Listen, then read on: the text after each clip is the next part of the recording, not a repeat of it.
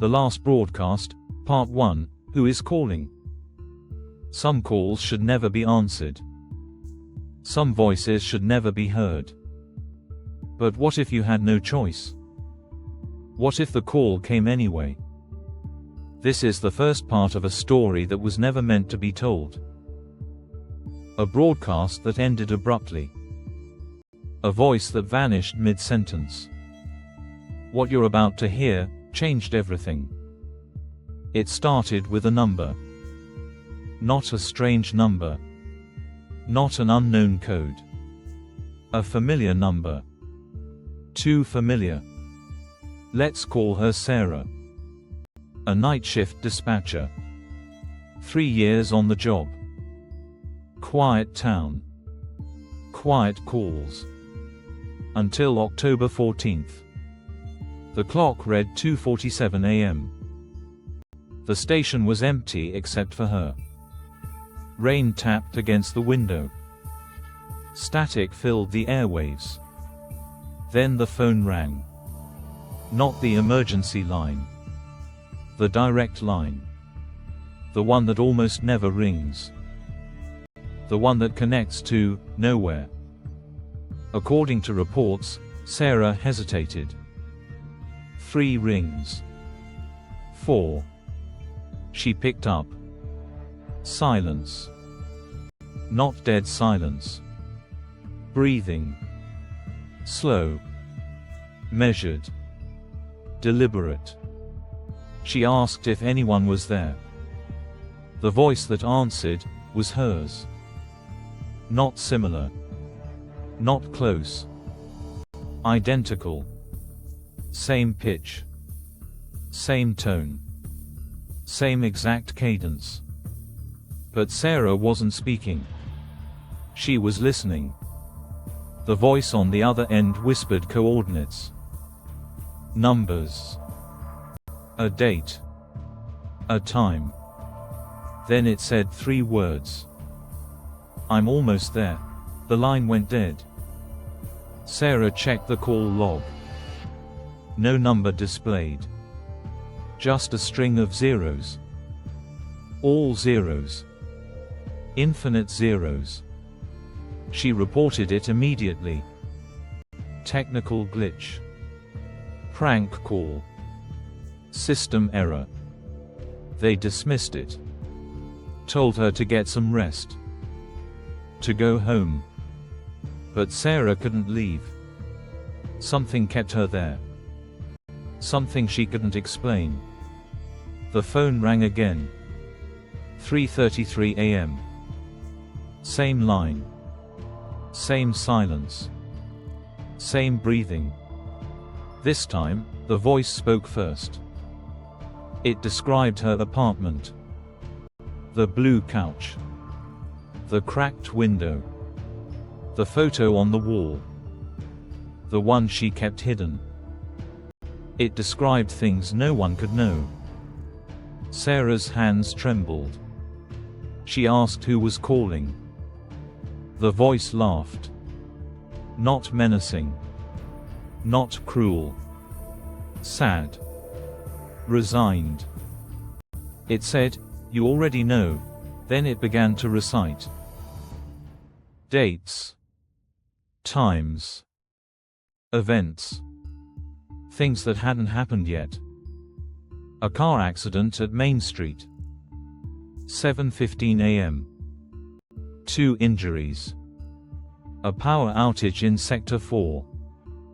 9 p.m. 3 hours duration. A call. Another call. Tomorrow night. Same time. Same number. The voice said, "You'll answer. You have to. It's already happened." Sarah wrote everything down. Every detail. Every prediction. She thought it was insane. She thought it was a trick. But at 7:15 a.m., the call came through. Main Street. 2 injuries. Exactly as predicted. At 9 p.m., Sector 4 went dark. 3 hours. Precisely as stated. Sarah sat in the station, staring at the phone, waiting. It rang at 2:47 a.m. October 15th. Same number. All zeros. She answered. The voice was different this time. Weaker. Strained. Desperate. It said, "You're running out of time." Sarah asked what it meant. Asked who was calling. Asked how this was possible. The voice replied, "I'm you." From the end. From the last broadcast. It spoke of a signal. A transmission. A loop that never closes. It said, "Every night, I call. Every night, you answer. And every night, I get closer." Closer to what? Sarah asked. To the moment it begins. To the moment I became this. The voice began to break up. Static. Interference. Distortion.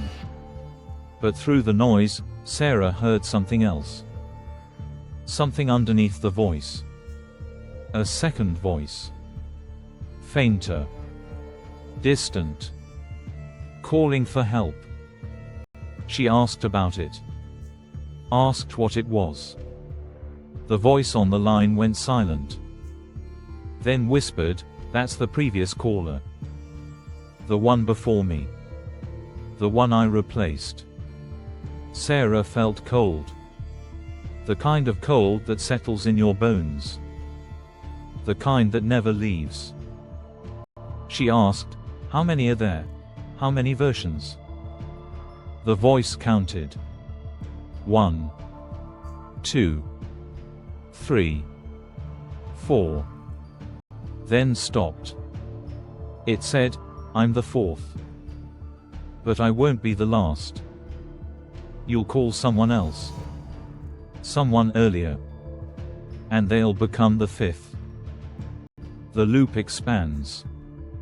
It always expands. Sarah's breath quickened. She asked how to stop it. How to break the cycle. The voice laughed again. That sad, resigned laugh. "You can't. You're already part of it." You answered. "That's all it takes." Then came the coordinates again. Different this time. A location.